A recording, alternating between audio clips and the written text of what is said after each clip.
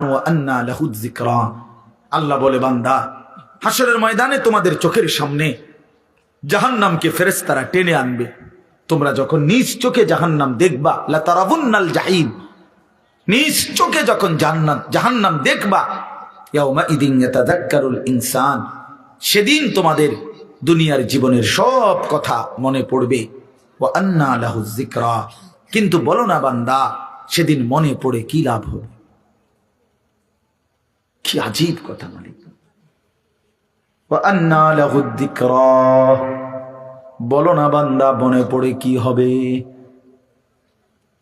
সেদিন বুঝে লাভ কি হবে? কাল্লা লাউ তা'লামুনা ইলমাল ইয়াকিন, আজকে যদি কোরআন থেকে শুনে, রাসূলের হাদিস শুনে, উলামায়ে কেরামের নসিহত শুনে আজকে যদি বিশ্বাস করতা, কত না ভালো হতো। এটা কোরআনের আয়াত। আল্লাহ বলেন, আজ যদি বুঝতা বান্দা, তাহলেই খুব ভালো হতো। কিন্তু একদিন তো দুই চোখে জাহান্নাম দেখবা, নিজ চোখেই দেখবা বান্দা, সেদিন সব বুঝবা, কিন্তু লাভ কি হবে? ইয়াউমা ইউকশাফু আন সাকিন ওয়া ইউদআউনা ইলাস সুজুদি ফালা ইস্তাতিউন। আল্লাহ বলে, যেদিন হাসরের ময়দানে তোমাদের সকলকে সারা দেহ বিবস্ত্র করে, সম্পূর্ণ বিবস্ত্র শরীরে কাপড়বিহীন দাঁড় করানো হবে, সেদিন আল্লাহর ফেরেশতা ডাক দিয়ে বলবে, নাফরমান, তোর জীবনে যেই সেজদাগুলো ছুটে গেছে নাফরমান, আজকে হাসরের ময়দানে সেই সেজদাগুলো দে। আল্লাহর কসম বন্ধু, আল্লাহ কোরআনে বলছে, ফালা ইস্তাতিউন, লক্ষ কোটি বার চেষ্টা করেও বান্দা, সেদিন হাসরের ময়দানে একটা সেজদাও আর দিতে পারবা না। আজ তো পারতা, কেন নামাজ পড়লা না? কেন নামাজ পড়লা না? বলো ভাইয়া, কি লাভ হবে আমারে মহব্বত কইরা? একদিন শুনবা, আনিসুর রহমান আশরাফি নামে এক বক্তা ছিল, ওই মরে গেছে। একদিন শুনবা বন্ধু, ওই মাওলানা আমগো এলাকায় সব সময় আসতো, সে মরেই গেছে। মৃত্যু তারে কবরে পৌঁছায় দিবে। কি লাভ হবে? তুমি পছন্দ করলেও তো আমারে রাখতে পারবা না, আমি পছন্দ করলেও তো তোমারে রাখতে পারবো না বন্ধু। সব তো মালিকের কবরে চলেই যেতে হবে। হাত্তা যুরতুমুল মাকাবির, আল্লাহ বলে, একটা সময় তো কবরেই পৌঁছে যাবা। কাল্লা সাউফা তা'লামুন, তখন বান্দা কবরে সেই জানতে পারবা নাফরমানির পরিণতি কি। নাফরমানির পরিণতি কি?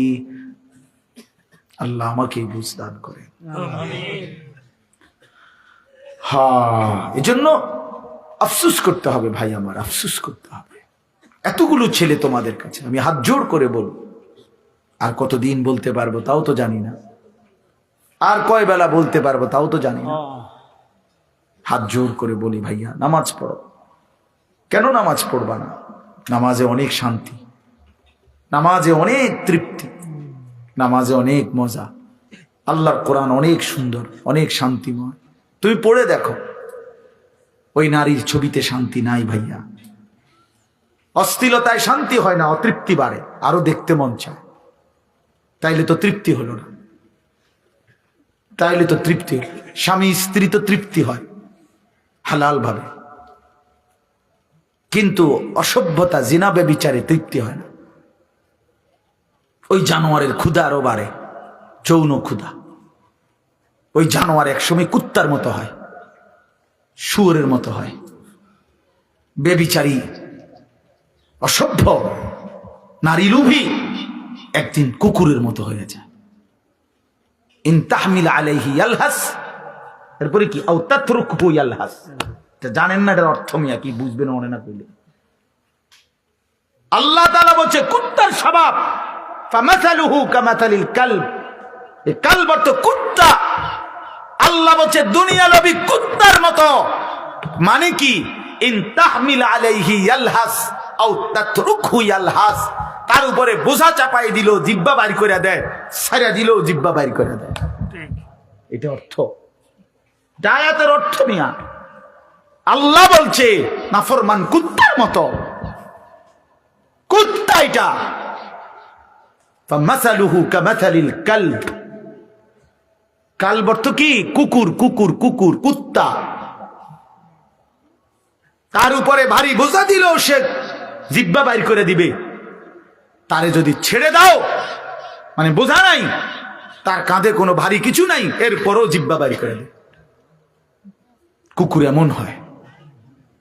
কথা বলো, এই এই অপদার্থ, কথা বলো কেন? তোমার অসুবিধা হলে বাইরে যাও।